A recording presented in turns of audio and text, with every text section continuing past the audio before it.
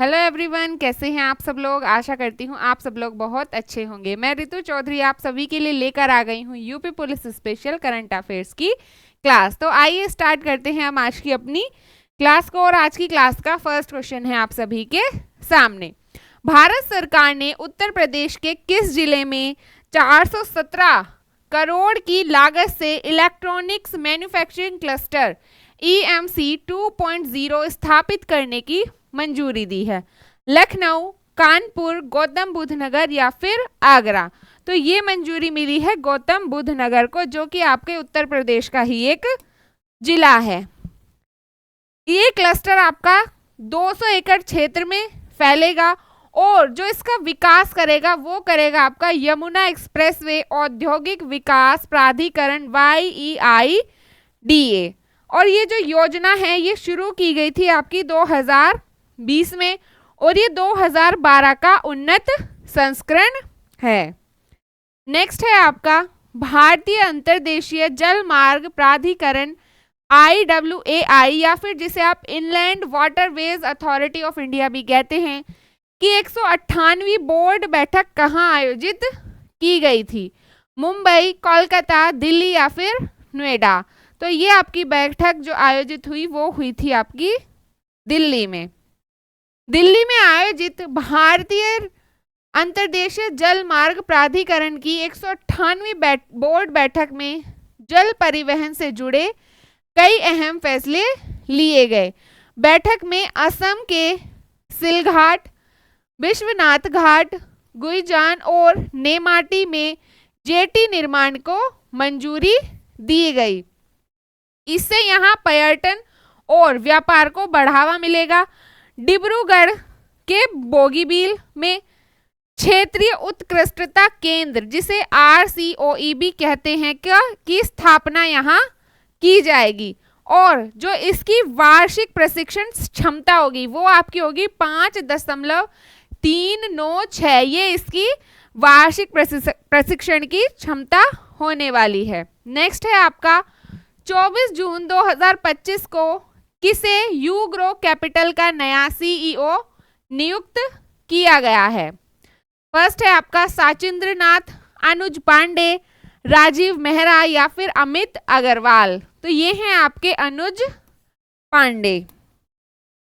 24 जून 2025 को गैर बैंकिंग वित्तीय कंपनी यूग्रो कैपिटल ने अनुज पांडे को अपना CEO नियुक्त किया है।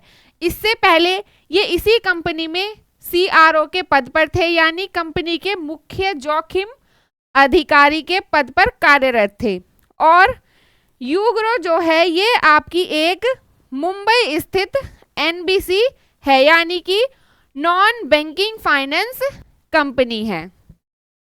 नेक्स्ट है आपका केरल साहित्य अकेडमी द्वारा वर्ष 2024 का सर्वश्रेष्ठ उपन्यास पुरस्कार किस लेखक को प्रदान किया गया है?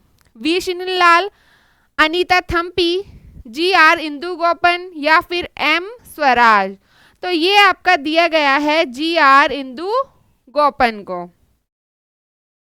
26 जून 2025 को केरल साहित्य अकेडमी ने 2024 के वार्षिक साहित्य पुरस्कारों की घोषणा की, जो कि मलयालम भाषा के लेखकों के साहित्यिक योगदान को सम्मानित करने के लिए आयोजित किया जाता है।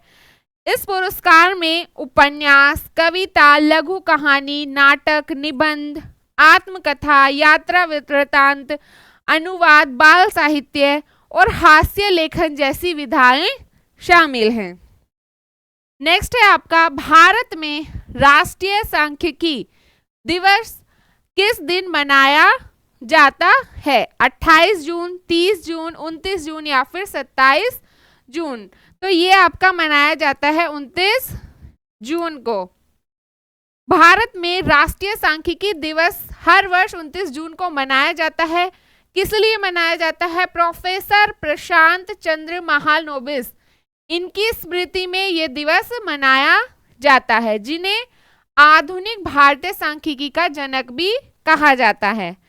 इसे मनाने का उद्देश्य क्या है? ताकि नीति निर्माण में सांख्यिकी की भूमिका को उजागर किया जा सके और डेटा आधारित निर्णयों के महत्व को समझाया जा सके, साथ ही युवाओं को इस क्षेत्र में करियर बनाने के लिए भी प्रोत्साहित या प्रेरित किया जा सके। नेक्स्ट है आपका Sagarmala finance corporation limited SMFCL का उद्घाटन किस केंद्रीय मंत्री ने किया? नितिन गडकरी, अश्विनी वैष्णव, सर्बानंद सोनोवाल या फिर धर्मेंद्र प्रधान? तो ये किया था आपका सर्बानंद सोनोवाल ने। भारत के समुद्री क्षेत्र में निवेश और नवाचार को बढ़ावा देने के लिए केंद्रीय मंत्री सर्बानंद सोनोवाल ने सागरमाला फाइनेंस कॉरपोरेशन लिमिटेड का उद्घाटन किया। ये भारत की पहली समुद्री क्षेत्र पर केंद्रित NBFC यानी कि नॉन बैंकिंग फाइनेंस कंपनी है। ये पहल मैरीटाइम अमृतकाल विजन 2047 और विकसित भारत @2047 के लक्ष्य के अनुरूप है, मतलब तब तक ये पूरी होनी है। नेक्स्ट है आपका दूसरी एशियाई स्क्वैश युगल चैंपियनशिप 2025 का आयोजन किस देश में हुआ? भारत, मलेशिया, चीन या फिर सिंगापुर? तो ये आपका हुआ है मलेशिया में। भारत ने 23 से 26 जून 2025 के बीच मलेशिया के कुचिंग में आयोजित दूसरी एशियाई स्क्वैश युगल चैंपियनशिप में महिला, पुरुष और मिश्रित यानी कि दोनों का मिश्रण तीनों वर्गों में स्वर्ण पदक जीतकर एक ऐतिहासिक सफलता हासिल की है। ये उपलब्धि भारत के स्क्वैश इतिहास में पहली बार ऐसा हुआ है जब सभी वर्गों में भारत ने जीत को हासिल किया है। नेक्स्ट है आपका अंतर्राष्ट्रीय उष्णकटिबंधीय दिवस हर वर्ष किस तिथि को मनाया जाता है? 5 जून, 29 जून, 11 जुलाई या फिर 21 मार्च? तो ये आपका मनाया जाता है 29 जून को। हर साल 29 जून को अंतर्राष्ट्रीय उष्णकटिबंधीय दिवस मनाया जाता है। इसकी जो स्थापना हुई वो संयुक्त राष्ट्र महासभा ने 2016 में की थी और इसे जो पहली बार मनाया गया वो 2017 में मनाया गया था। ये दिवस 2014 की state of the tropic report से प्रेरित होकर मनाया गया। क्या उद्देश्य है इसे मनाने का?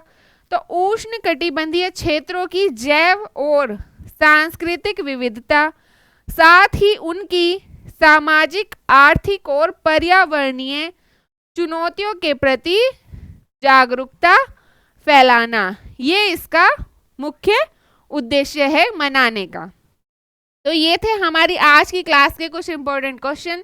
आज की क्लास को हम यहीं रखेंगे। वीडियो आपको अच्छी लगी हो तो अपने दोस्तों के साथ शेयर करें, चैनल को सब्सक्राइब करें। अब हम मिलेंगे नेक्स्ट क्लास में। धन्यवाद।